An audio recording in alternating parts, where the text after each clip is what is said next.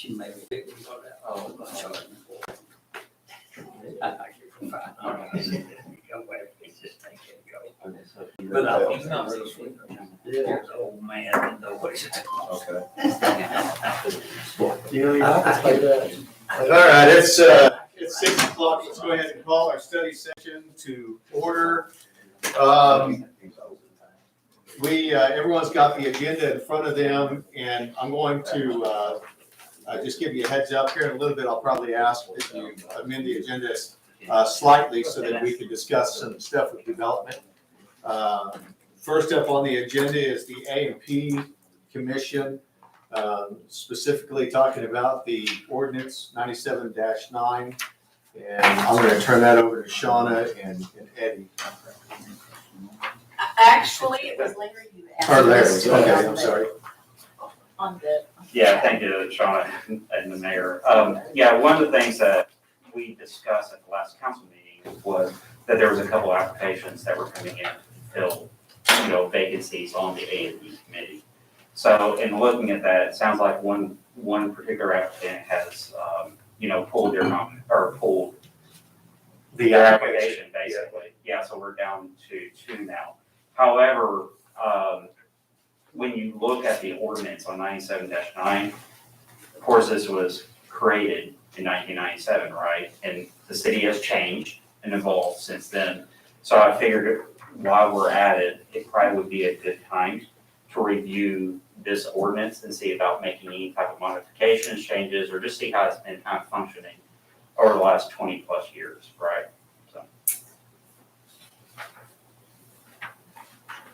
Does anyone have any input on that? And more or less specifically, what I was going to talk to is on ordinance 97-9, section 5. And we'll just kind of hone in on that particular area right now, is that it talks about the commission shall be composed of 7 members as follows.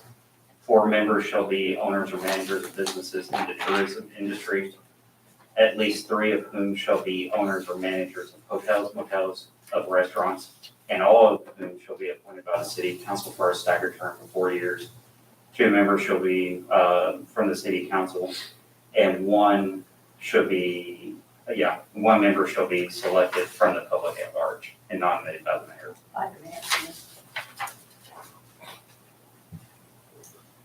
So with the previous applications that were coming in, as far as it goes, they may or may not have met the intent of this section as far as section 5 of the ordinance, based on looking at their application forms that Sean was able, had them fill out to get created.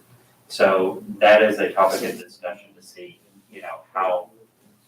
how do we kind of look at this from a holistic picture from an A&P organization, but, do we need to modify these ordinances, not just because of these applications, but does a letter and intent of this ordinance impact how the A&P functions going forward, right? And do we need to just modify it because it's been 20 plus years and the city has changed or evolved? You think it needs to be bigger, or we need to take in more different people? What, you got any ideas? Yeah, so, from the letter of tourism, as far as it goes, define what tourism is. It could be, that's kind of a nebulous term, right?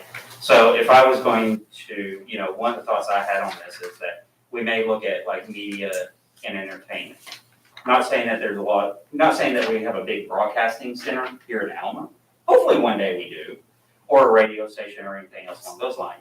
But we do have a lot of folks that do like content for, graphics designs, or do things such as like online presentations, such as like website developments, or, just a number of different things, or, videos for advertising and promotional type of activities.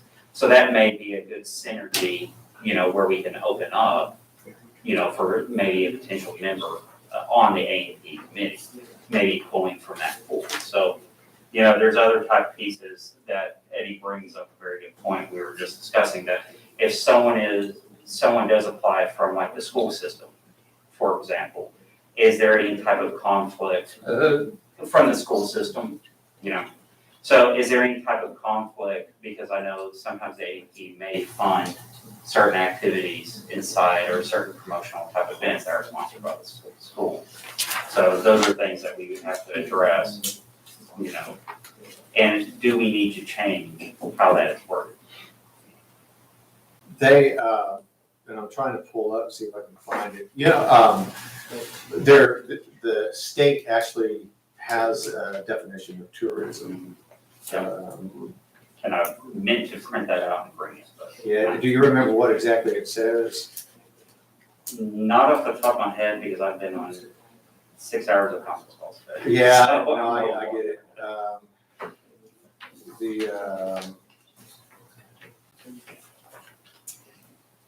While you're looking for that, just to address what Larry was bringing up about the school district, and I don't have any problem with the school district. My only problem with considering opening it up to that is, besides the water park, we probably contributed more money to the school system and PAC than we have anywhere else. I mean, we've spent $100,000 on the football field. In the past, we've spent $100,000 on lighting, and we contribute to the PAC every year. So if y'all want to do that, that's fine. To me, that seems like it could be a possible conflict of interest with the amount of money that we're doing. Yeah, and As far as- and on this thing, you want people that's gonna look for, like him, he has a business. And he wants to promote his business. School teachers are pretty well set, they're gonna get their kids and stuff like that in there, you know.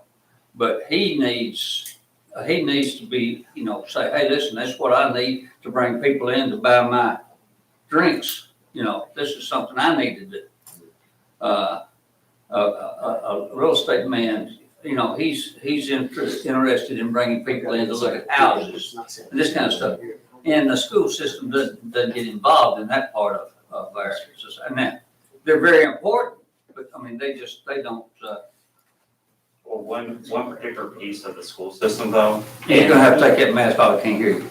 So, all right, so one particular piece of the school system, Yeah. or just whenever, Yeah. right? Is that the amount of events that they hold do draw in quite a bit of activity. So, That's for what I was example, saying, like for example, the baseball tournament. You know, especially on like a baseball But- tournament where folks are spending But more than just one But what game. you have is people like him that have to donate money to give to them Yep. in order for them to function. So that's what I'm saying. These, our business people are really who we need to look at because they're the ones that we've got to help generate their income. It's just like, I believe at Rotary the other day, they asked for who's gonna just pay for some of the food, you know. Or what is it, $200 they wanted a businessman to pay? Well, that's just for a school function. And so it was, everybody in there had to chip in to get that. So we're wanting people now, you know, and I have nothing against that. I mean, I understand what you're saying. But for the people that are on there, like the hotel people, the restaurant people, they're at the top of the line for the income. And they're the people that have to donate and distribute their money. Now, Does the school system contribute anything as far as paying with an A&P tax? Is that always? No. No, it's only That's where I restaurants and hotels, which is why that section's in there. So where I would have concern would be, yes, the businesses are putting it into the fund. I'm great with that going out of that fund to schools and all of that, but the stakeholders and that, the people who are on the commission, I would say need to be the people who Are saying to put it are there. contributing, yes. And I would agree with that. And when the baseball tournaments that you mentioned, and we've contributed to the big basketball tournaments before, we've contributed to baseball tournaments. Most of the difference there has been basketball tournament is put on and run by the school. Mhm. Most of the baseball tournaments, not all, are put on by some independent. They're not school controlled, and we don't collect any AP tax back from those concessions on either instance. back into the AP. So, The only thing that you're hoping for there is if they're eating in our restaurant. That's Yeah, right. We want them to exactly. come You're getting and go to residual. Alma Nutrition, go to Cracker Barrel, go to McDonald's, and go to Taco Bell. We want them to go to those places, but like I said, I don't have, if y'all determine that we think we need some people from the school, then that's fine. It's just a struggle for me to turn around and they're not paying anything in and we're giving them, we don't give them small amounts, we give them big amounts. We do, we really do. Yeah, there's some pretty good chunks there. Yeah, the, other than, I think that that's pretty solid with what the membership ought to be. I think, though, we do have an issue, and that is identifying who's who. And because right now, who's the one person that's on the commission that was appointed by the mayor? I don't know that you know that, or you know that. Well, it would have been me or him. No, because you're a council member. I've been with them for- The mayor's the one that asked me to serve on it when They told me to Yeah. serve on it. Right, Yeah. but the way this is written, the way this is written, though, there's two council members have to be on there, and then there's a third that's a person that's outside of the business Yeah, that's that the not. mayor just puts on there. And I agree with you, I would think that was probably Brent, in that case, but, we need to shake that out because if the terms are staggered, then, we don't know who's who. And in this case, if it's Brent and he's the one that is stepping away, then Brian coming into the mix would have to be that appointee in there, which I'm fine with because if Brent says that, Brian can do the job, then I'm good with it. I trust Brent.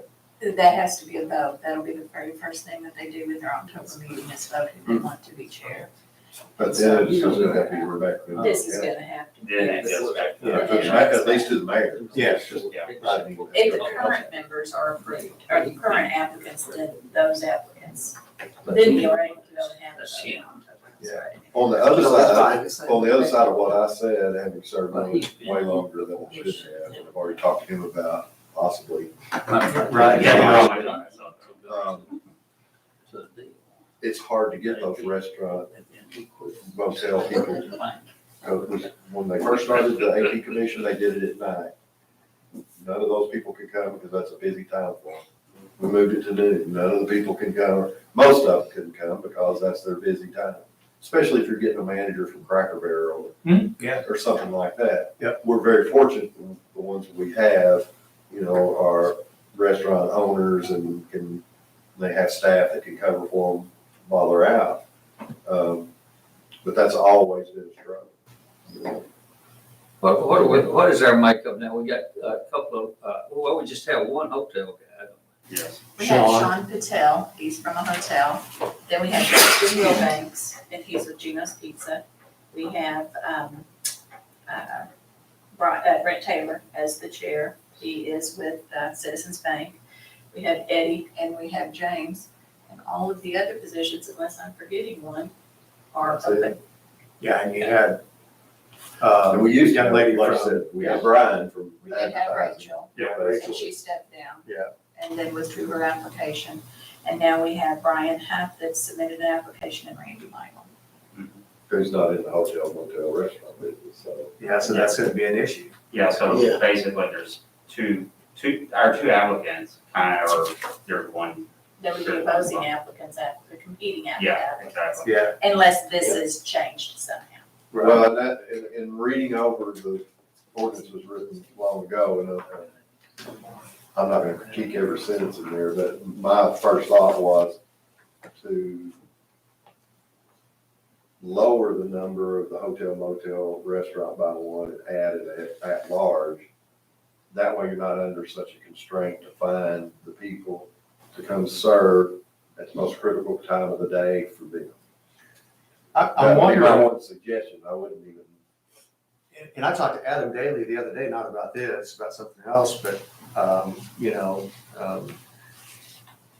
I think maybe it's time to reach back out to some folks like that too and start really beating the bush and getting some folks involved. And I'm not saying just Adam, I'm just saying that there's other folks. Well, I think there's a criteria that needs to be done if we're gonna do that. I don't know if I should hold my You know, Well- that they stay current on their Yeah, you gotta be, payment of yeah, those, and they don't have to be called every month.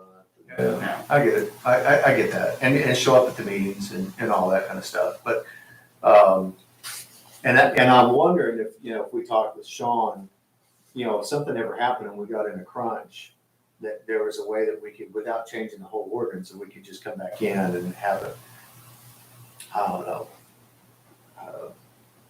amendment or variance to the ordinance, for a short period of time, or, does that make sense? Well, it's 7 members, isn't it? Yeah. Yes. Yeah, I don't know, I think the effort to try to, personally, I would just say that the effort to try to keep people who are in that business, the hotels and restaurants. Well, that is the priority, right? Because they're the ones that are directly. But one of the things that we're missing here too, though, is a manager from CB's or Harks works in there, because they do pay A&P tax. Any food that they sell out of there. Have we talked to any of those? Walmart, yeah, Walmart's the same way. I haven't. So I very rarely go to A&P meetings. So, I know the lady at Walmart, and I'm not sure about the Sergeants? manager at Harks. Sergeants fits into this? I don't think we have any difficulty getting board members. Yeah, I mean, I just think that we need If to we try, reached out, yeah, Well, my thought of changing the amount of restaurant, hotel, and making it large, it wouldn't matter if they were from, you could strive to make that a hotel, motel, restaurant, whatever, but you're not constrained to You're not, that. you're not, And be in the position that we're in recently, where it took everybody we had. Right. Or well, yeah, And there's she's had to really- work to get a quorum. there's other willing, at-large business owners that are willing to serve. But we're backing ourselves in a corner by saying it can only be these people. and I agree with that. We saw that with the planning commission even at one time, when they tried to get changed to where it was just confined to the city limits, and it just doesn't work. Not only that, people outside the city limits have representation also, but I can see the same thing happening with this. And so long as Now, they don't have to live in the city limits, they just have to have a business in the city. they have to have a business That's here, so long as an honest, genuine effort was made to keep it, with business owners and stuff, loosening that up some so that you're not stuck. I wouldn't have an issue with that either, just so long as it was really being made a solid effort to keep. We had several discussions when the vacancies were open, we had all these vacancies, and I believe everybody was making a concerted effort to fill those positions, talking to everybody they could, and just wasn't getting anybody committing to it. Could we, without rewriting that, could we just do what Eddie's saying and just amend that particular section of the? Well, I will say this, I'm not a big fan, now of ordinances with a lot of amendments, because we're running into a lot of problems with that now. You go pull up an ordinance, but there's no notation that it's been amended. Okay. And so, you're pulling up here, but the amendment was 10 years. Okay, I see. And So. it's better just to rewrite the ordinance with the change in there. I mean, even though it's But just. I think that what Eddie's talking about is a good idea. We could take one away. We're not losing anything, because we can put a hotel person there if we want to.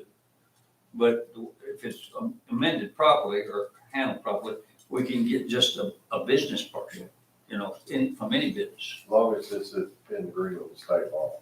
Yeah, that's gonna be the other thing we'll have to look at. We need to pull up what that definition is of tourism, that the state has lined out, and then make sure, check and see what the law says on seating A&P members and what has to be done, so we'll do that. I'll ask Sean to, look into some of that. Okay. Anybody else have any discussion on this, Larry? I do.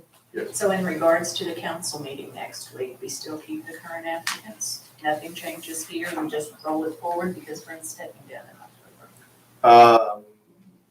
I don't think we can. Well, so for the sake of that, if you wanted to, and this being the mayor, based on how the current ordinance is You can written, appoint one one. member shall be selected from the public at large and shall be nominated by the mayor and approved by the city council. Yeah. So technically, I could do one of those. you can, Yeah, and that's fine, we can do that for one of them. And we can get by on AMP, so as long as everybody shows up. Yeah. Until we figure out where we're gonna go with, With the rest of this, change the ordinance or. So would you all like me to ask both of those applicants to come in for the council meeting on Thursday? Well, no, because it's gonna be, if it's It's the, good because you're going to. right, and so I'll talk with Brent and we'll figure something out, before the next city council meeting as it pertains to that.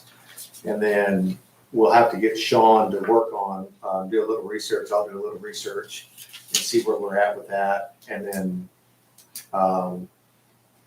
hopefully we'll be able to have a new ordinance ready by next city council meeting, is what we'll shoot for. One in and September. Yeah, one the thing, one next week. Okay, good. and one thing to make it maybe a little bit more simpler going forward is that there is also a second ordinance that talks about some of the payment structure, so like that. That's in 1999, and I'll have to go look at my notes to figure out which one it was. I think it was 99-4.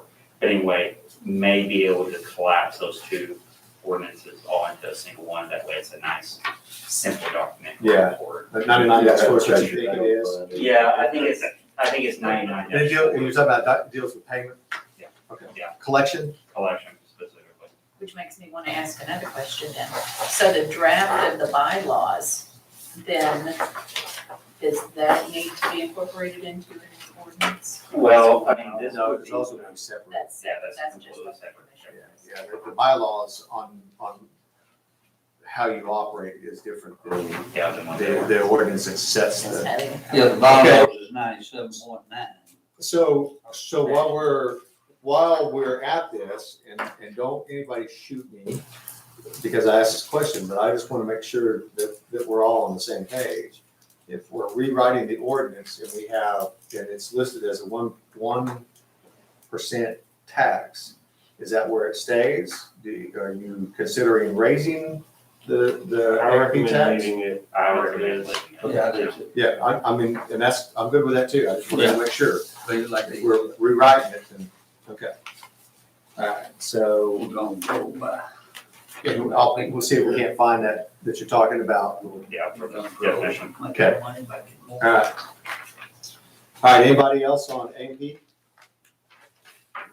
I mean, I don't think, we haven't really made them stay here long enough yet. Thank you. Will. We still How talk. about a recess? How about a 10-minute recess? Yeah, Yeah. Anybody need to stretch legs, get something to eat? I mean, there are cookies here, We you know. appreciate that, I'm Larry. sure. All right. All right, so then we'll move on. Next up is the budget, 2022. Again, Larry asked for us to touch on this. Larry, Yep, so I'm this quick as always. So, the one thing on the budget, because I know Shauna's gonna be working on that here before long, is that we probably need to go ahead and start looking at it. I see James. Yeah, I'm trying to, So, I'm trying to follow. you know, probably take a look at it and set a threshold for our rainy day fund. Yeah. So that we can go ahead and have that Yes. modeled in the budget. So I think that would probably be the first thing that we can talk about, and then, you know, once Shauna, you're able to kind of get your head wrapped around the entire budget process, then we can look at either a different committee or how the budget's gonna get allocated across the city. I need to ask a question for myself.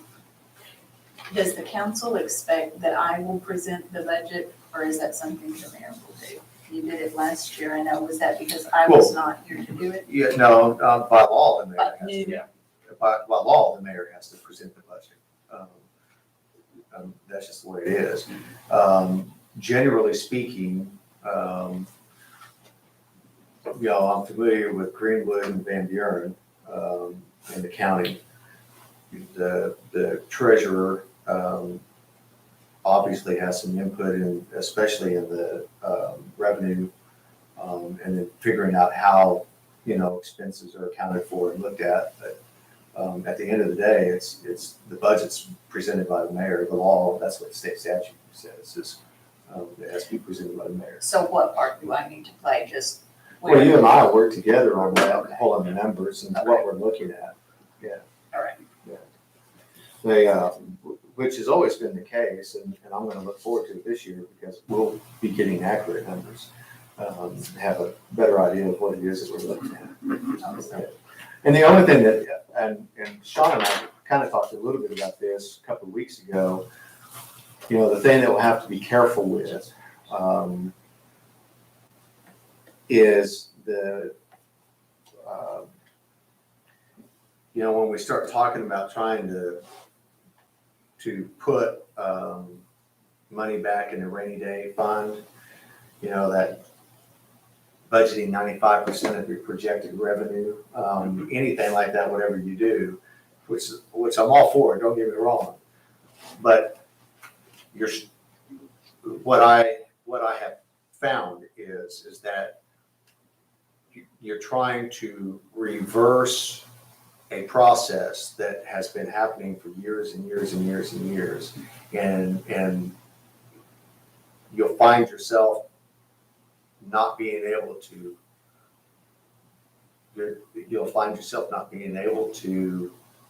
meet what you're trying to do with all the asks that come, right?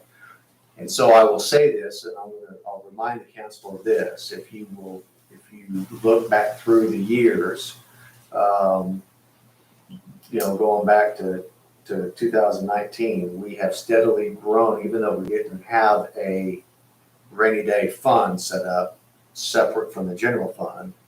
The money, our weekly averages of money in the general fund has grown from a little over 30,000 to 240 now, average balance. So not an actual rainy day fund, just the general fund? The general fund has some money in it now, yeah, the general fund continues to grow. Now, again, we need to keep doing that and try to balance that with putting money back into the city and taking care of needs and all that, and at the same time. And so, and I'm gonna give credit on this to Jeff and Mark, because Mark was right there on board anyway when I came on, and we talked and we talked about how he did the water department, the street department, and all that. And then Jeff has been, again, he understands, so we, the budget's a living document, so to speak. We put all this stuff out there, but we as a city have done really well at managing our expenses to match where we're at with our revenue, and we're growing it. So I still think I'm on board with you, and I think most of the city council will all say the same thing, is that we do need to get to a point to where we're putting money back in a rainy day fund. It's a separate fund over here. We just can't do it all at once. We got to start little by little by little by little. Right, and that's what I'm saying. We get ahead of it now during the budgeting process. Yeah. That way we can go ahead and start carving off what we Yes. expect that to be and say, is that 5% of the revenue? Is that 2% this year? Don't know what the number looks like. We're gonna find out once we can actually get into some of the data a little bit more. But, once we come up with that, then that will be the part that we, as a city, we go ahead and take that, whatever that percent off, puts it into the rainy, quote unquote, the rainy day fund. And then the rest of the budget is what it is for the rest of the city. So we Yeah. pretty much just take it off the top. Shauna, do you Well- know offhand, I'm probably asking a question that you don't know offhand, but we talked last city council meeting about kind of the percentage of the revenue and expenses from the budget that had already come in or gone out. Do you know where we sit with that right now? I do. As of August 31st, We put some back not too long ago, didn't we? I'm Didn't we put some back? Well, I I'm said, talking about the budget. what's budgeted for revenue and expense, where we sit. What we over this have whole year. for the general fund, so far, we have spent $2,263,185. So 72% is what we have not spent, that's what we've collected. And then we have spent 77%.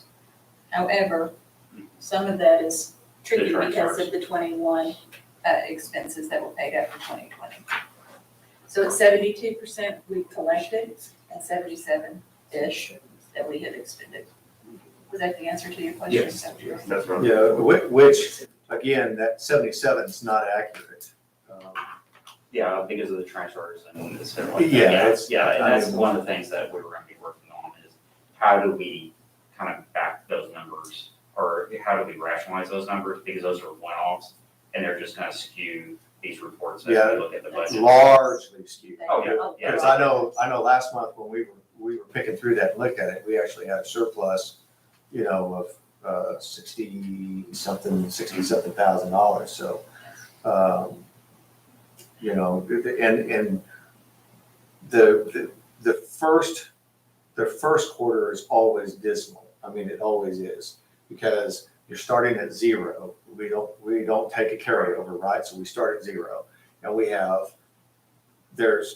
I can't tell, I mean, you'd have better know now, the semi-annual and the annual bills that all come due in January and February that we have to pay, and you don't ever get enough revenue to show up on the books to offset those. So the first quarter always looks like, it's like, because I remember in 2019, I got crap. I mean, I was, the first time I saw that I was first quarter the nervous way this it year. was, I was just about ready to, panic.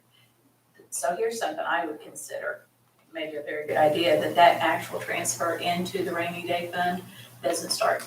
Not that it doesn't happen, it may be accruing in the first Sure. quarter, but we don't actually make those deposits. Yeah, you have to until balance the cash flow. That's Yeah. right, because I don't want us to end up in a bad Yeah, you spot. can do that at the end of the quarter. But I know that the reimbursements from the schools for the resource officers, it comes in later in that first quarter, which always. Counties a quarter, Yeah. and you never, and it's the same thing with the state, it's like, you'll get a check one time for 20,000 and then the next time you get it for 70, and it's like, why? Why is it not more consistent with the dollar amount? But that's just how it comes in and what happens, so the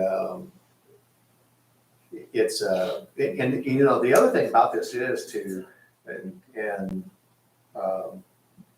this isn't something that gets talked about a lot either, but to make sure that everybody's aware of this, that up until this year, things like this money for the street department would not get transferred on a timely manner. It would sit over here.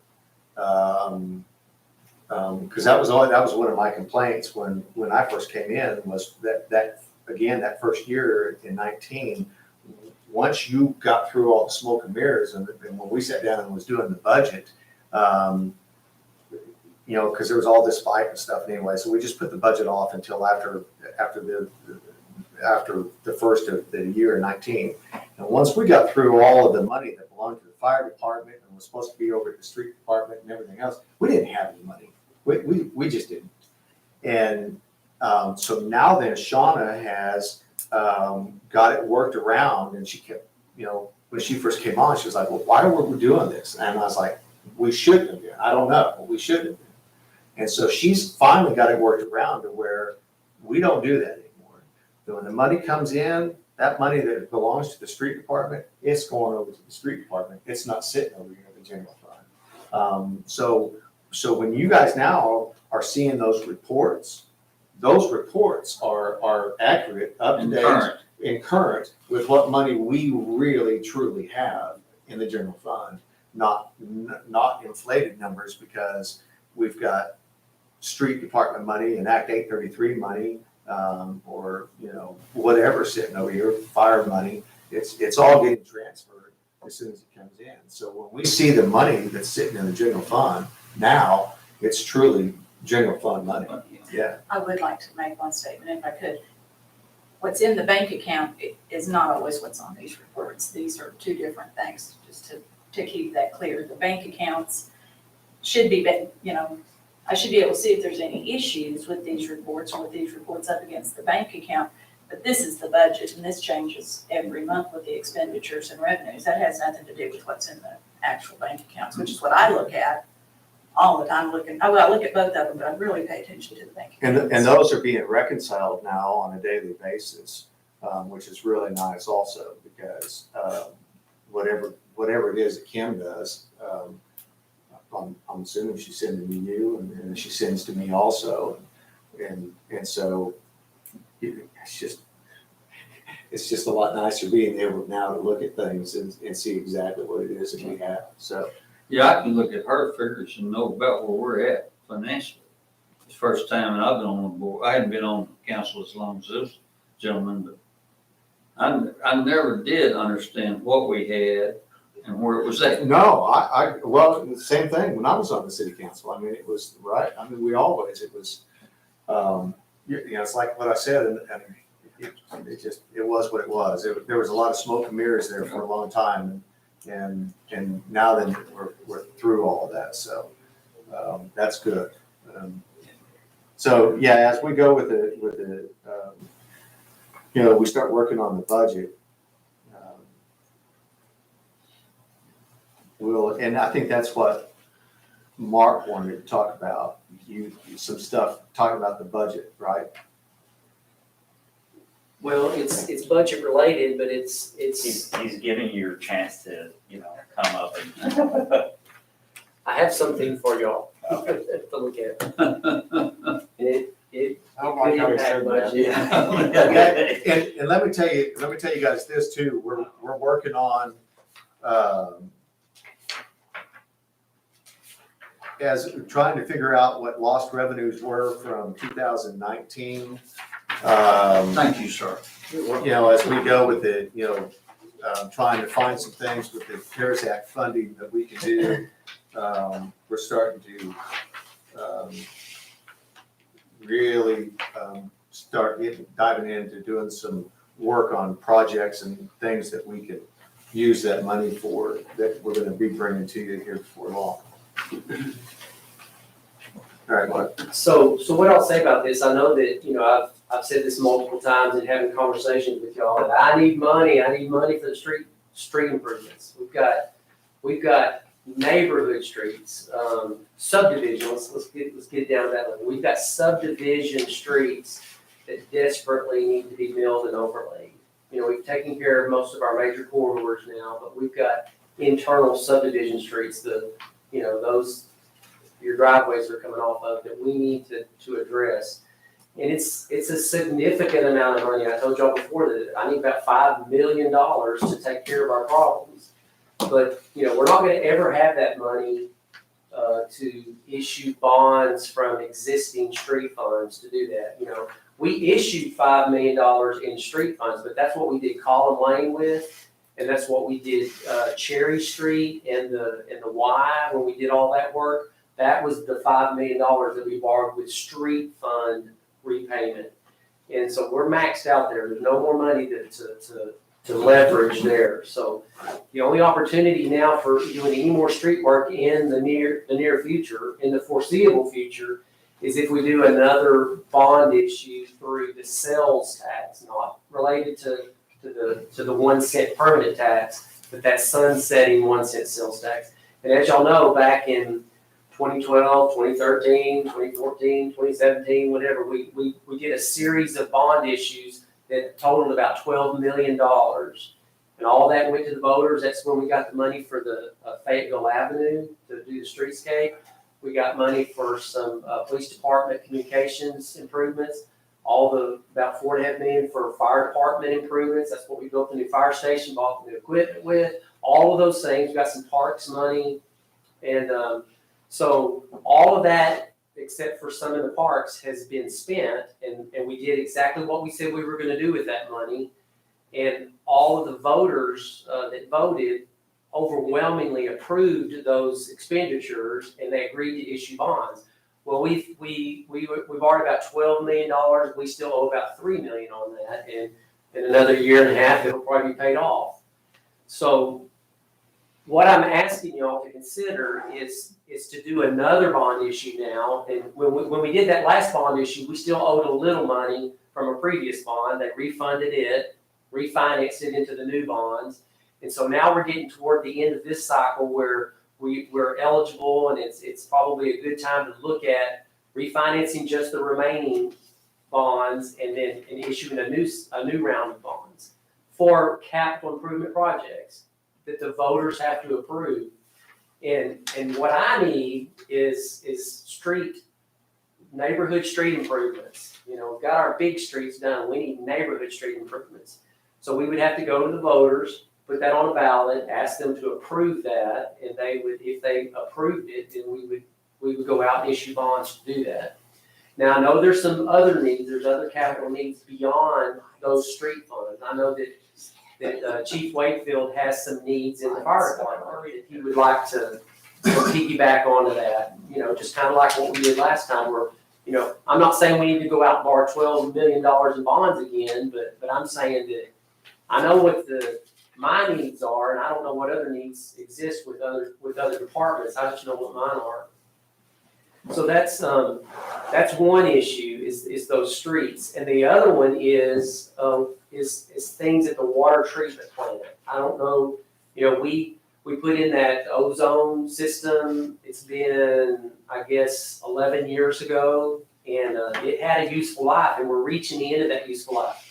Matter of fact, at this point, we have one ozone system that operates, and we're taking parts off the other one. The company that we bought that from, Mitsubishi Electric, they have pulled out of the United States. They're not here anymore. We can't even get anyone we can't go buy parts for that anymore. And so we've reached the useful life of our ozone system. And I don't know, y'all may not have the remembrance that I do of how stinky nasty the water was before we put that ozone in. But it was bad. And the times where that ozone system is down for any period of time, man, it ain't a day before we start getting complaints about taste and odor. It's very effective at controlling our taste and odor, but we're at a point now where we need to replace the generators. Not, you know, we've got contact tanks, we've got all the other infrastructure, the oxygen system that support that. We don't need to replace all of that. We need to replace the generators themselves. But we're talking about a minimum of $500,000 to do that. So there's another need that we have. Now, we could go out and go to Citizens Bank or somewhere and borrow $500,000 and pay it out through rate charges with our customers. But that potentially is going to lead to a rate increase, which I know y'all aren't all interested in doing, but that's one option. And then in addition to that, the one thing that we still struggle with, and you probably know that as well, is dirty water. And that has nothing to do with taste and odor. Dirty water is a result of manganese in the water. And so the only solution to that is to put in a green sand filter. And what that involves is you take the water after it's already been treated through the treatment plant, and you have to pump it one more time. You add an oxidant to oxidize the manganese, then you run it through a filter that captures the manganese after it's oxidized, and then you send it on out to the system. Well, one of those green sand systems is another $500,000. So, you know, we're looking at $1 million worth of water treatment plant improvements that one of them's getting to be critical, the ozone. Green sand is just something we need to do because we continue to have dirty water complaints. But so I'm looking at a need of $5 million for roads, just local roads, and $1 million at the water treatment plant. And so there's needs out there, and the only way we're going to get that kind of money is through a bond issue with this sales tax. And as y'all know, this is a sunsetting tax, so when it reaches the end and we pay off these existing $12 million in bonds that we got about 10 years ago, it'll sunset. And we have an opportunity to present this to the voters as we want to extend out maybe another 10 years and do these projects, a series of projects that we have to list individually on the ballot. If they approve them, we can issue bonds for that particular purpose, and that particular amount, and then, but as we said before, it creates no new taxes. Nothing changes in our community except that now we have some money to spend. And we've leveraged our future to do that 1 cent sunsettable tax continues on for another 10 years. So that's what this is about. You can see in there that I asked Kevin at Stevens just to give us an analysis based on our current revenue, and we're talking about our 1 cent sales tax revenue, and we're averaging about 1.65 million a year right now. That's what we're generating in that 1 cent sunsettable tax. So that gives us a bonding capacity of greater than $20 million for a 20-year period, which I am not suggesting. I would never be in favor of leveraging 20 years of Alma because needs come up. Like right now, this ozone thing's coming up that we need to do this, and we have different avenues to pay for that. But if we were leveraged out, if 10 years ago we decided to go 20 years, and we couldn't even be talking about this right now. So we need to keep that time frame short so that as our needs, as our community changes and needs develop, then we're not hung out. So I say 5 to 10 year bond issues is all we should ever go. That's my recommendation. But I'm just telling you that if we were to go as long as 20 years, which we shouldn't, we could borrow as much as $16.5 million with our current revenue stream for that 1 cent sales tax, which I'm not saying we should do that. We should not do that. But I wanted them to give us the greatest amount that was available to us with our 1 cent sales tax. And so if we decide to go to the voters and ask them to approve some capital projects, we can get anywhere from 0 to $16 million, depending on what our community wants to do. But What was the 10-year projection? it would be about $9 million On if top we of- did 10 years. Yeah, on top of the 3, basically. Right, so that would pay off but by the time this would issue, we'd only owe about 2.1 million maybe. And So roughly the same 12 million is what we're looking at. When you say that, I mean, Right. 12 million total. And then we would pay off the 2 million, and that would give us about 9 million, really about 9 million in capital funds.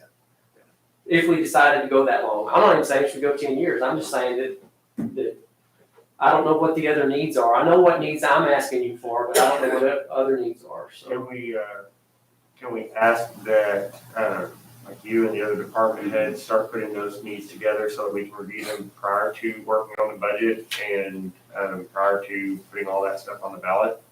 well, yes. You have to have a specific plan to make that work. Right, Let me but say can we that- start looking at it sooner rather than later is what I'm asking. Oh, I agree. Yeah, I'm the one that asked Mark to actually dig into this because, yes, we have needs. We've got some trucks that are over 20 years old now, and there's certain trucks we figure a lifespan of about 20 years, and there's some we figure a lifespan of about 25. My concern is, we've got this Riverport coming in, and I think Alma's gonna explode, and we've got to be prepared for that when it happens, not after it happens. We can't prepare for it after it happens. I agree. So I agree with Mark. He's always done a good job with his, what the money he's gotten. Voters have always supported it. They've always supported police and fire and parks. Mark had brought it up once before, and I asked him the other day, where are we at on that? Well, y'all weren't interested, so I let it die. I worked on it. We're interested, and not to steal Mark's thunder, that's the only way fire department's gonna make any kind of improvements. We don't have, we're holding off on some things this year that we normally do every year because we've gone over in some maintenance items and stuff. So, I've already kind of got on my radar screen what we're gonna do. If we could start putting that together, that would be like really, I think, helpful for everybody Yeah, to be able to kind of prioritize and look at, hey, these are definitely things we want to see if we can get on the ballot. But let me tell you how this affects the budget. It may not affect general fund budget quite the same as it does water budget, but if we don't decide to do something to renew this and get some funds for this, I'm still gonna have to replace the ozone generator. Right. So it's gonna affect That's all I'm doing. what I present to y'all. I'm gonna present a big rate increase to you Yeah, and to help cover this, because I've gotta do it regardless. I prefer you, But I- because I pay that rate. Absolutely. I would prefer that, our community has loved having capital improvements through the sales tax. Other communities say, we will never do that. Right. I don't understand that. This is the best way to do capital improvements.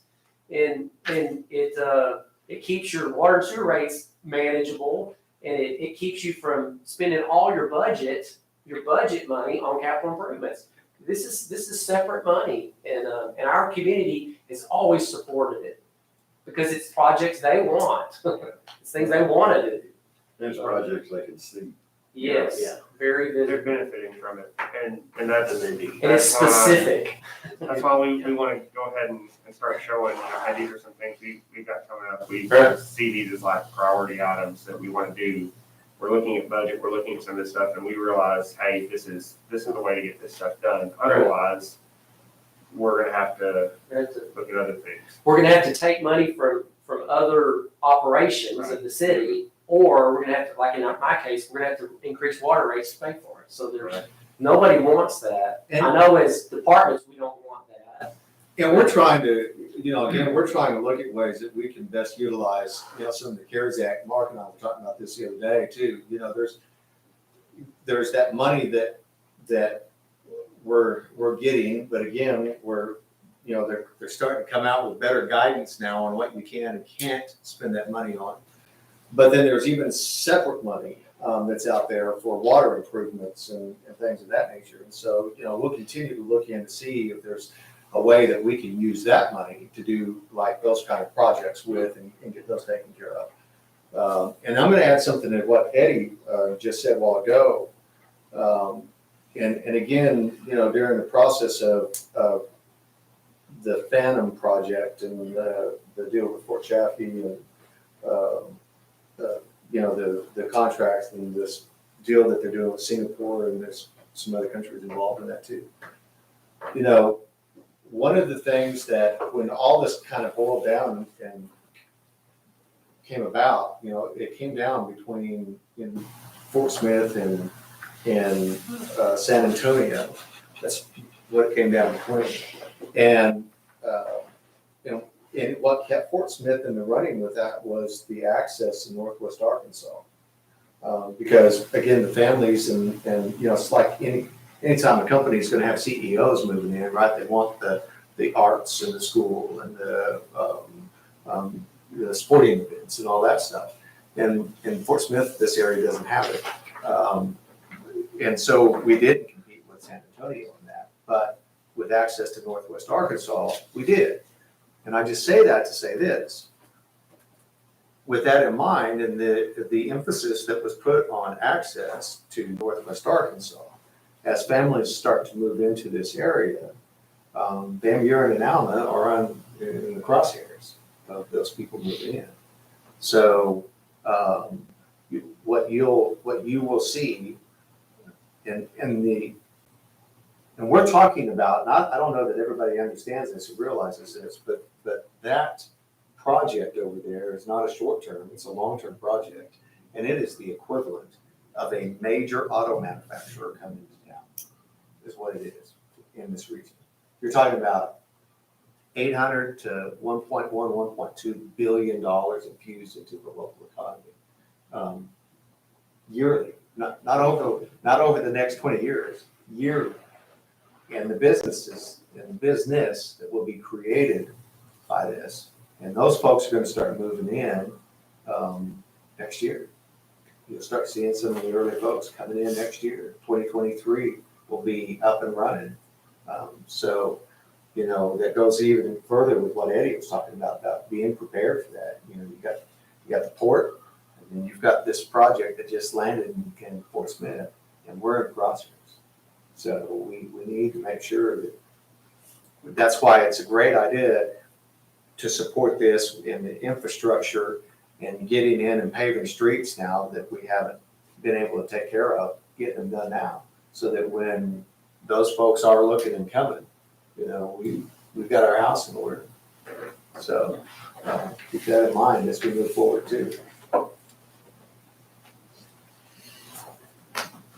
right, Mark, do you have anything else? No, just understand the process is very lengthy to do this, you know, you've got to establish, you know, the capital needs and have detailed information on that, you have to have public hearings about it. You have to set a ballot, set up a ballot, set a date for the election, and, I believe that they changed the rules where we can't do this as a special election. I think it's got to be during a general election. So the time on that is very, When very is the time general sensitive. election? November, This November, next November, next November. Next November. next November, So we have a year. if that's true, we could ask, you know, Kevin would even know the rules, but Sean could tell us if this would have to be at the general election, and I believe it has to be. I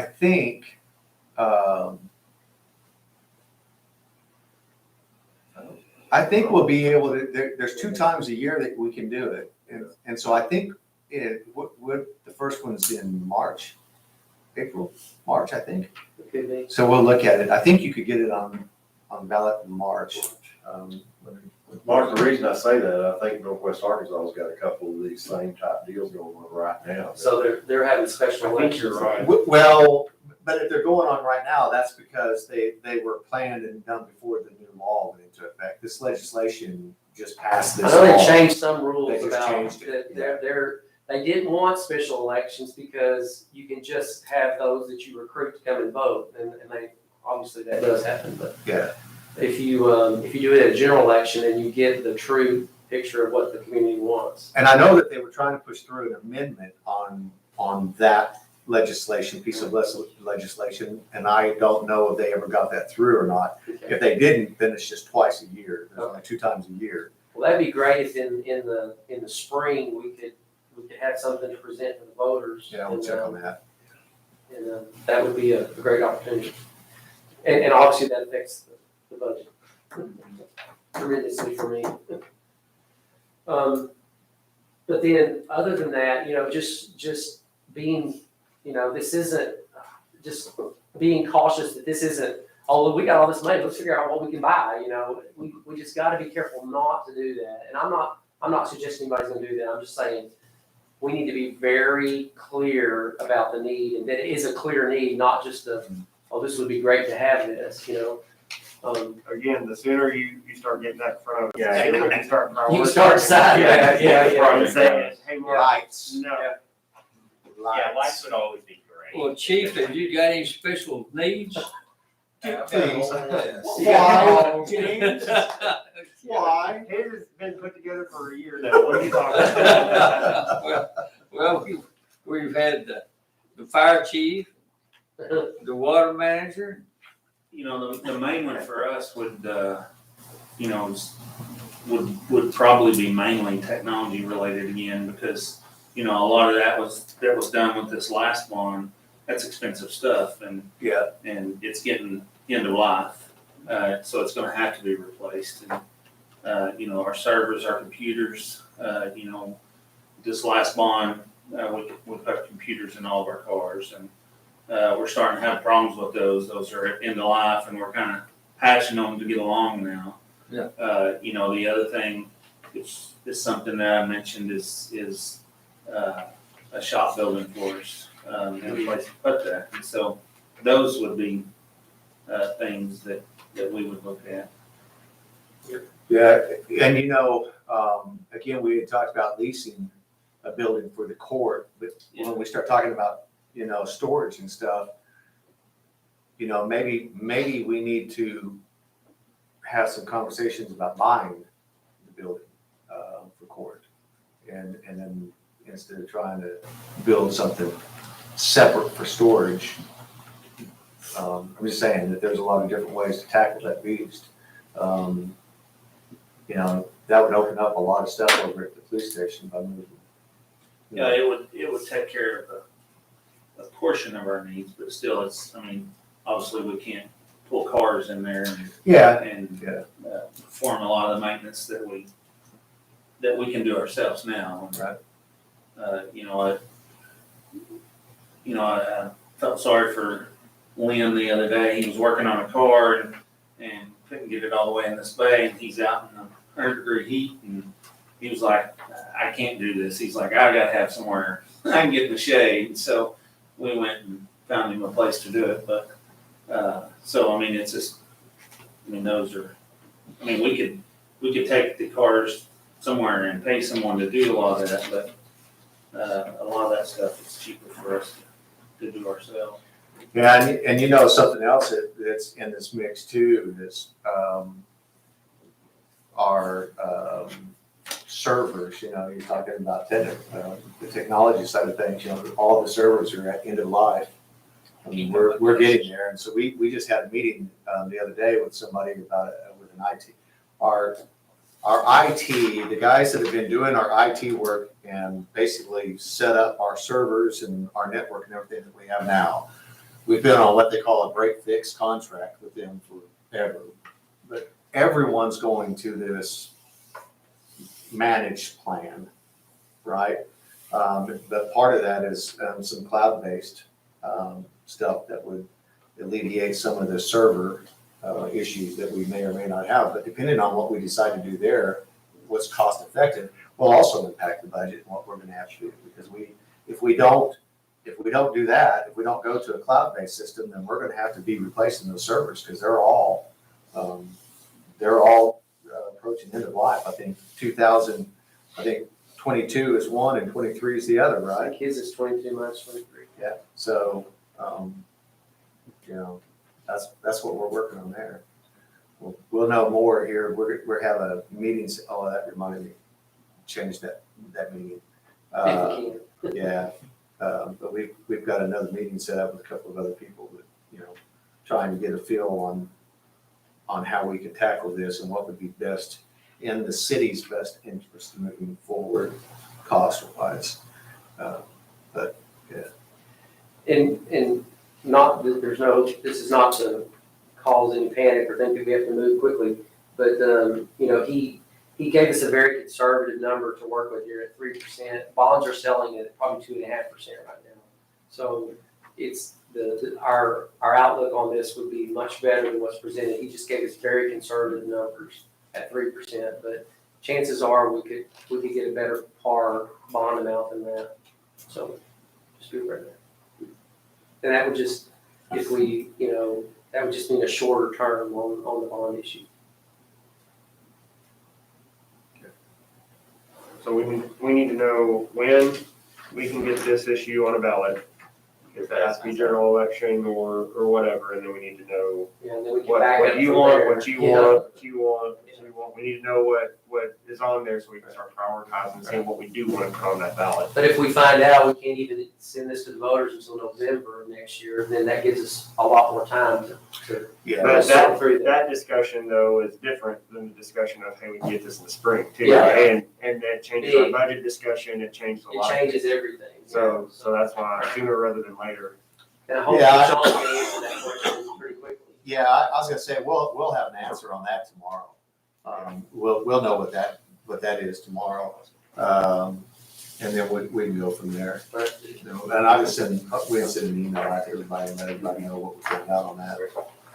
All right, Mark, are you that's good? all I had. Yep. Okay, if everyone Oh, will. no, I'm sorry, one more thing, and this is budget.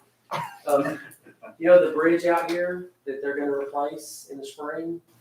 They've told us that we're gonna have to relocate utilities, and it's gonna be at our expense, so I finally got a price on the engineering, from the engineer on that. It's gonna be about $147,000. And in theory, I mean, if we did this correctly, that would come out of the street fund, because we're moving that stuff out of the way for the street. And, it would come out of the water department funding. And, there's money in there to do that, but it's not budgeted at all, for sure.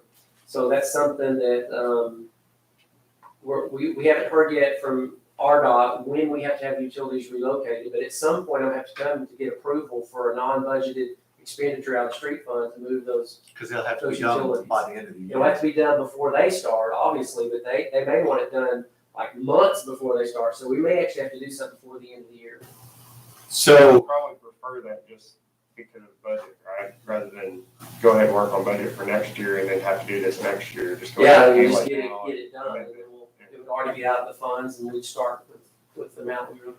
But here's where I was gonna go with that, is that the other item that has nothing to do with the street department, that has to do with the water department, is the water line that runs from right here at this intersection down to Spring Street is the old original cast iron water line. And that actually is the feed. We've got a brand new 10-inch line that runs back here behind Fayetteville Avenue down Lock Street and then runs behind the water department. And it comes out over to Main Street. And then it's old line all the way up to Spring Street. But when you get to Spring Street, it's all brand new stuff. So we've got this one section in here. There's nothing connected to it. It's just a straight through line. Kind of like Fayetteville didn't have anything connected to it. We replaced it, put it back on Lock Street. But for economy of scale, to get a contractor to do a $147,000 water line job, if we can add the other one, which would actually run from right back here on Lock Street on Walnut, run down Walnut, right here in front of, right here, just right outside these buildings, run all the way down to Spring Street turn. We've got a conduit sleeve under Fayetteville. We've got one under Spring Street to do that. So we'd have to tear up those roads to do this. These driveways would be torn up down through here. But if we laid that new 10-inch line to replace this one, this old line out here on the school property, it's about $350,000. So be thinking about the possibility of the street fund letting us do that $147,000. But while we're at it, for economy of scale and to save money in the long run, we'll go ahead and do the $350,000 line here, and we'd have to take that out of the depreciation funds in the street department. So be thinking about that. Be the time to do it. It would ultimately make both of those projects cheaper because of economy of scale, and it's coming out of two separate funds, but neither one of those are budgeted, so it would be non-budgeted stuff. You got any more money you want us to get? Yeah. No. And Mark, I was gonna tell you too, I have not talked with, who I need to talk to confirm the trail. Trail thing, yeah. But Tim, I forgot his last name.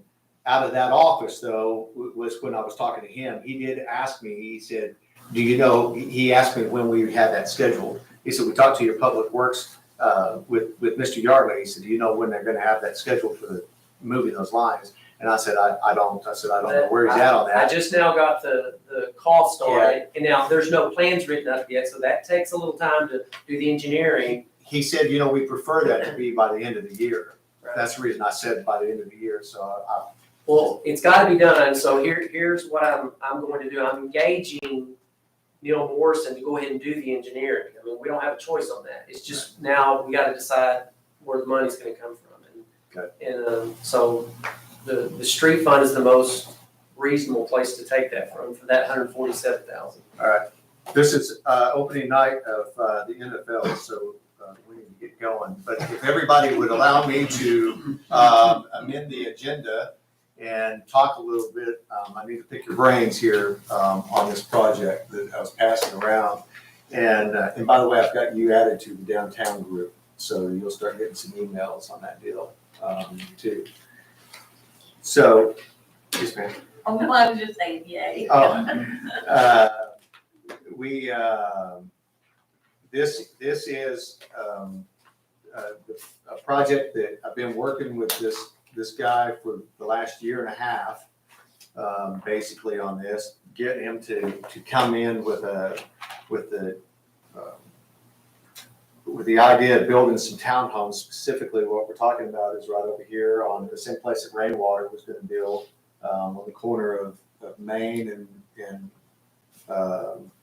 Henry Street. And so he's come up with, and we've gone back over and he's not here, but Cody even went back through and pulled up the plans that Rainwater presented. This goes above and beyond anything that Rainwater ever presented to us about building over there. Nice units. So he's talked to the planning commission. You weren't here on that, but he talked to the planning commission. The only issue on this end of it is getting that rezoned over there. His his drawings and what he has finally submitted, and he's gone back to the drawing board. This is the third set that he's done by my request, because we were trying to get to something that we thought would work over here, look nice.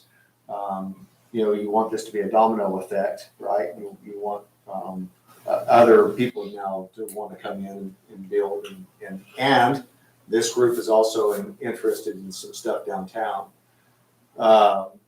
And they have some stuff that they're doing over in Chaffee. I've gone and looked at it, and it's good stuff.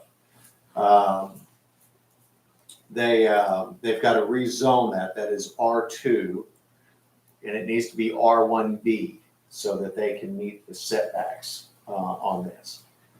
Now, I'm going to say this, and this is one of the things I said to the planning commission the other day, and I said this to Cody, and this gets back into having a master land use plan in place with a vision on it, that's not just based off of what zoning is, based off of what we would like for things to be. Whether this goes in or not, we need to get that changed, because the way it's zoned right now, somebody could go, if the city sold them the property, could go in there and build duplexes over there. And that's not what we would want. Whatever goes in around over there needs to be something that's nicer. One of the things that we were void of, and every time we go looking them, we look at the latest census numbers and things that came in.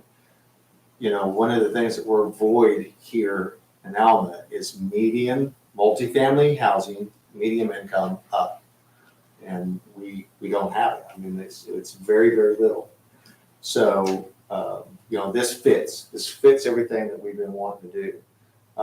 Now then, it's about selling the property to them, because that's city-owned property. So, let me tell you where we are with that.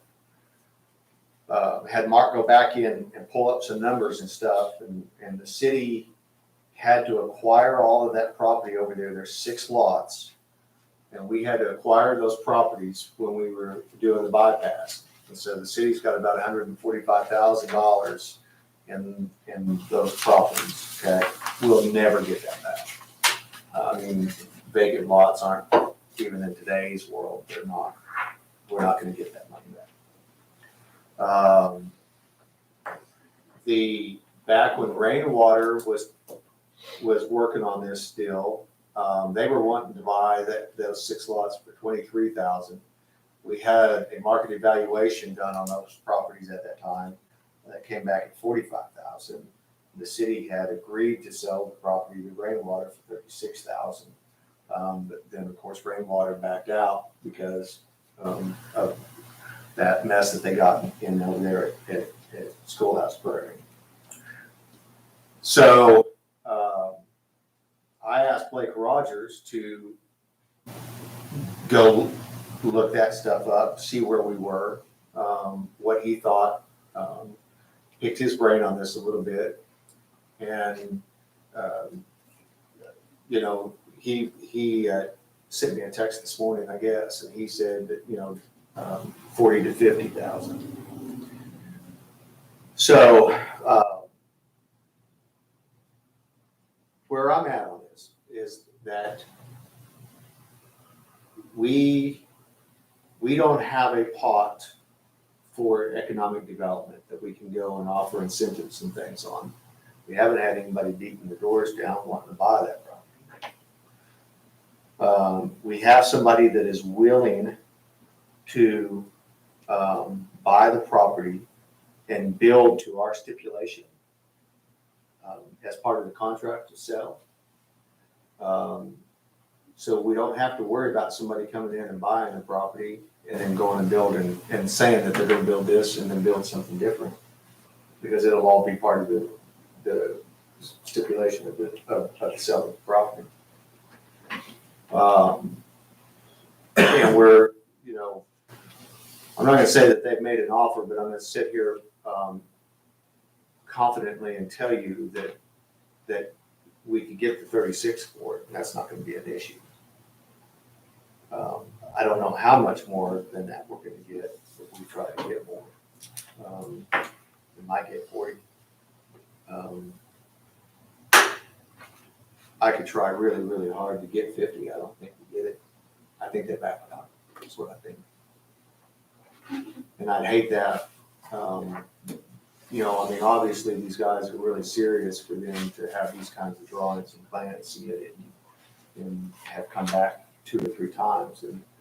And I know that because of that, you know, we could probably start trying to deal and get more money, but I'm saying that, in my opinion, you know, sticking around that 36, maybe 40,000, if they'll go that way. You said 6 lots? Yeah. What's the size of those lots? I can't remember. 50 by 120 or so. They're small lots. They're narrow. Yeah, they're very, very, very narrow. And you know, when I ran this by Blake, you know, Blake, you know, and I laugh now when I say this because I told Blake when Blake and I were talking, and I said, you know, I said, I may ask you to come and talk to the council because I hate going, well, Blake said. And here I'm going to say what Blake said. But everyone that I've talked to, including Blake, have said the same thing. There's tremendous value to the city in being able to sell this to somebody who is willing to build to what we want them to build, and in the manner that we want them to build. You know, because again, otherwise, what you could end up with is, you know, say you put a $60,000 or $50,000 price tag, and they back out, somebody else comes in and buys it.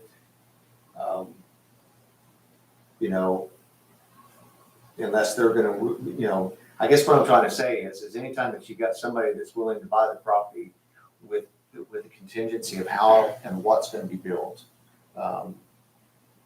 you're gonna end up with somebody coming in and building something that we may not want. And you know, the idea here was to try to go get something as nice as we could get, that would fit a vision of what we're trying to do in this area and the downtown and that transition to the downtown area. And they'll still be able to have a cash flow to it, you know, and we think we're there. But, you know, now that it's just down to selling the property and acquiring the property. So, They didn't want to come talk to us about it? no, they will. They were busy, and this was you know, I just threw this on here, I guess now, because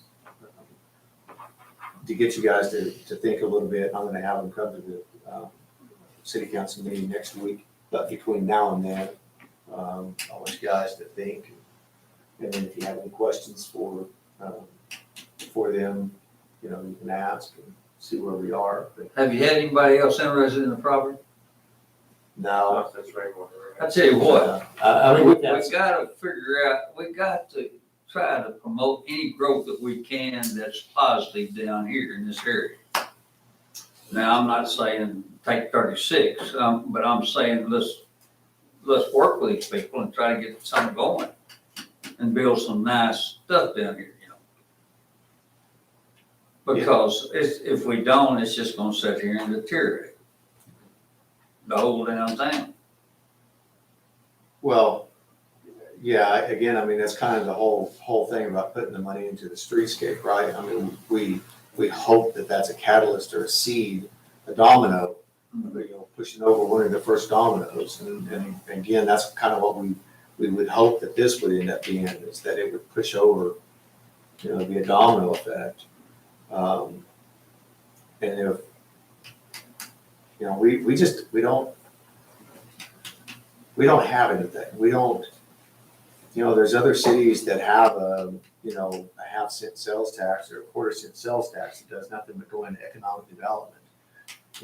And you know, you have that a lot up in Northwest Arkansas, for example. I don't know if you were able to get hold of anything when you opened up in Fayetteville, but and probably, you may not have hit any of the benchmarks that they have, but, you know, they've got criteria set up that, you know, if you've got a business that's a certain size or in a certain segment or employing a certain segment of people or whatever, you know, you've got this, all this incentive money that you can go get. We don't have that. We don't have anything. It also has to do with, what type of development you're doing. But we do have land. Building versus building and Yeah. developing land and things like that. Right. So I'm, you know, this gets into utilizing what we do have. You know, being reasonable, and working with developers that are willing to come in and take a risk, because they're taking a heck of a risk. Have you talked to them about 40,000? I have not. I haven't given them a price at all. And I could. But he's made you an offer, a firm offer of 36. He hasn't given a firm offer either, no, he hasn't.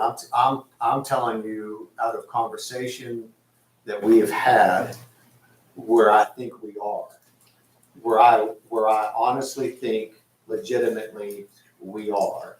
I'm saying that I think at this point, for example, if this council was to put a $50,000 price tag on that piece, those 6 lots over there, that they walk, I think they come get their plans. I and they think go you buy need to mine. find out what the maximum they'll pay and come back to us. How did we end up with $100 and some thousand in this property? Did you say we paid 100 and? There were houses on it. We had to buy houses that were in the way of the bypass. So for the record, that property belongs to the street department. I want $120,000. There you go. Hey, so we don't need money when we got property. Wait a minute, I want $147,000. Well, that was my next question, is who paid for it to begin with? The street That's back to department. the street. Yeah. Well, we're in business. We're in good shape. Rainy day fund. Yeah. I asked Mark to quit drinking before he came to these kinds of meetings, and he won't listen. He still throws it. No, we joking about drinking. Yeah, it all came out of the street department. So I'm just, and I don't, We got free, why don't we just offer the land to them? you know, but here's the deal. I'm not, with what you said, James, I'm not comfortable with that. I don't want to go and ask him, you know, what the top dollar is, because hell, for all I know, he may say 30,000, right? And then you come back to the council and the council go, well, why don't you see if you can't get this? Yeah. I think that we need to, I think he needs to come to the city council meeting and have an offer ready to make you guys. And then I think the city council needs to take it under advisement or make the decision that night or whatever. I would agree that we need him to come in, talk through this like he has with the planning commission a couple of times now. Come in with the city council, have an offer ready or a ballpark or something, let us discuss it privately, and then, Yes. we make those decisions. Yeah, I agree. With the I agree information with that that. there is. And that's why, and so you'll know that's why I wanted to bring this up tonight without them here. Yeah. That's great. Because, I'm telling you that where I think we are in those discussions and where they are sitting, that's all I was trying to do. I'm just trying to tell you where I honestly I think think we that's what we are. need. I think that, I think that we have a legitimate shot here of being able to get something going over here. And My 2 cents is this would be phenomenal to see in that location in our town. I think it would be a catalyst. As other improvements have been, I want to make sure we make the right decisions. I want to make sure we consider the zoning and the agreement and all of that. I want to talk with them and everything. But I think this is great. Even some of the stuff that came to us before wanting to go on that property would have been good. But I think this is even better. it's even better. So that's why I'm like really interested. Let's get over here and talk, and let's get the information that we need. Let's ask the questions that we all need to ask.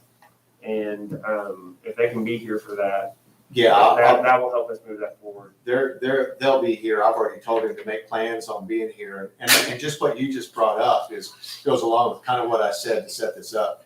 This, I want you guys to know that he, you know, this has been a work in progress. And when I've come back and asked him to look at or consider or change something, you know, they've done it. They've been willing to do it. And so I think everybody at the planning commission the other day they really liked it also. I think changing the zoning is not gonna be an issue because we're going to a zone that really needs to be anyway. I mean, Well, I think rezoning that piece of property for the development even before was discussed because of how it was zoned. It's like, well, it's appropriate, but we might need to do something a little different. You know, that's come up before. So that's an old discussion that didn't go anywhere yet. Right. Okay. So just to give you a heads up, they'll be here. You guys can do whatever you want with the information they gave you, you know, for here. You know, hopefully, and I will say this, council, you don't want to draw this out because they want to break ground and be building. Who's the people? Thomas Gage is the builder. I can't remember the name of the company, and I don't know that they want me to divulge the other investors that are in this. I can tell you that one of them is an Alma guy. But I'll let him divulge that if that's an important part for this council. But Thomas Gage is the builder.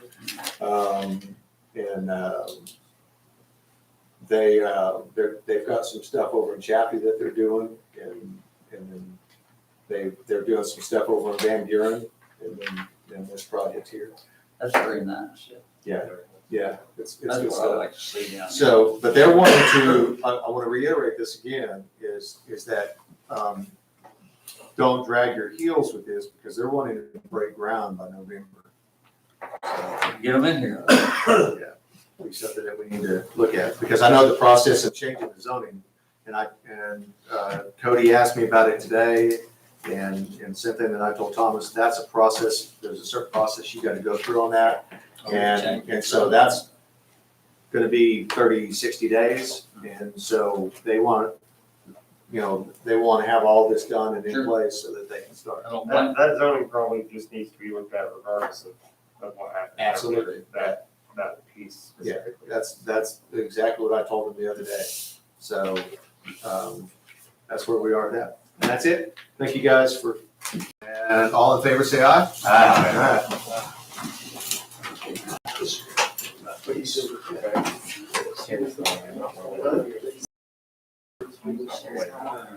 Yeah, so I had to. Nobody was involved? You haven't said anything. I've been working on it.